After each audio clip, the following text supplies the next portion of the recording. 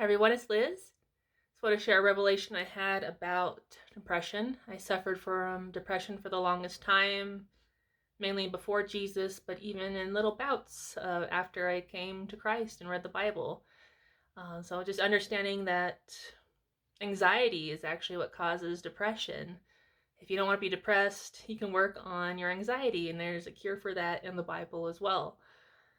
In Proverbs 12, verse 25, the New Living Translation says, "Worry weighs a person down, an encouraging word cheers a person up."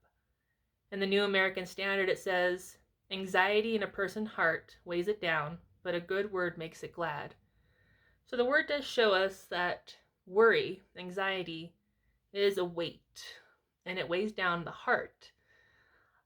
Depression and anxiety don't come from God. We know this. They are weapons of the enemy, we'd like to say, to keep you distracted from the truth. You have permission to walk in the mind of Christ. The God says that you have. He's gifted it to you. In 1 Peter 5:7, we're called to cast our cares onto the Lord because he cares for us. The Greek word for cast literally means to throw. So he wants us to throw our anxieties, our worries at him. Let Jesus carry them. The simplest practice I can give you is just kind of visualizing handing over your worries to God. Like you have your financial worry right here, and you just visualize in your mind's eye, or if you don't have a visual, just say, I'm putting this in Jesus' hands. Whether you see it or just think it or say it out loud, I'm just giving this to you, Jesus. That's all you really have to do. Is that it's too simple. Sometimes our brain thinks it's should be more complicated to just give our cares to the Lord. But visualize yourself, say to yourself that you're giving this anxiety, this worry. You don't know how this bill is going to be paid. You don't know how this person's going to respond. You don't know if you're going to get the job. You don't know if you're going to get a yes to the answer you want or no. Whatever it is, whatever you're worried about, give it to the Lord before it weighs you down to the point of becoming depression. That's really what helped me get out of depression and stay out, is constantly giving my worries to the Lord. It takes practice. A lot of times you pull your worries back that you've just given him, like to re-worry about it and then give it back to him. You'll go through different stages, but keep giving your anxiety to the Lord, especially if you suffered for depression. Practice just saying, I give this to you. I don't know how to handle it. I trust you with it, Lord. Just keep saying that over and over again. Proverbs 18:20 and 21 tell us that we will be satisfied from the fruit of our lips. In other words, we will settle for the words we speak.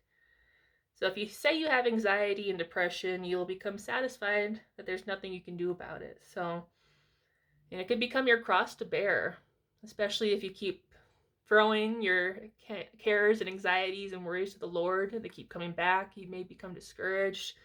But I just invite you, I've been there, pick up the practice again and just keep throwing your worries at him. Eventually you'll stop picking them back up. You'll stop taking them back and playing with them and just learn to trust him with them. The more you practice it, because it has to be experiential. I've given things to the Lord that I wasn't sure how I was going to work out, and I had to completely let go before things changed and let him do it, and it worked out better than anything I could do. So take heart and take courage that you can get out of your depressive funk. You can give your anxieties and trust the Lord to provide in his character and his nature, his promises to us. But again, it's practice. It took me many months, if not years, to trust the Lord to the point of leaving my anxieties with him so that they wouldn't weigh me down anymore. So there's no anxiety or depression in the mind of Christ.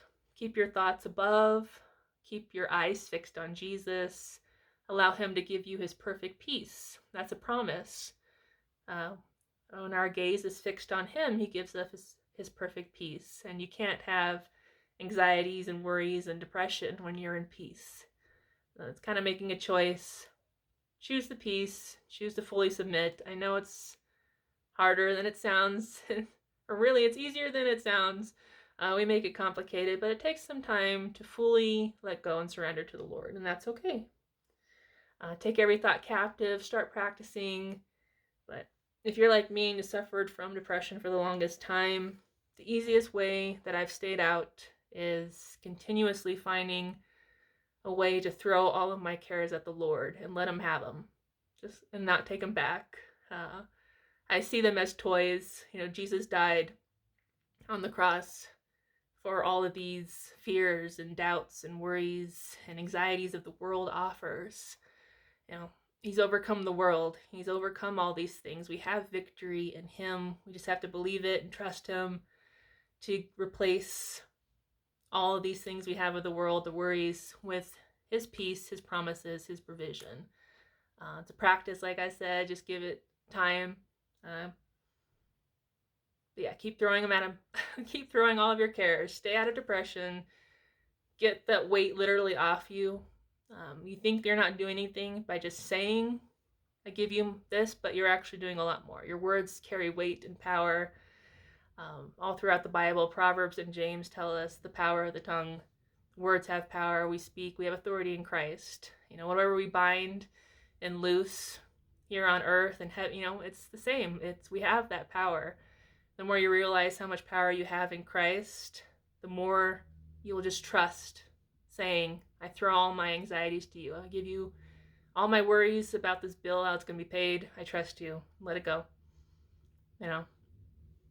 I give you my worries, anxieties about my spouse, my mom, my dad, my family, etc., my friends. Whatever it is, just give it to them. Practice it. And feel yourself lighten and keep yourself out of that darkness of depression. Because Jesus is the light, and you can live in the light and love that he is. So, love you guys.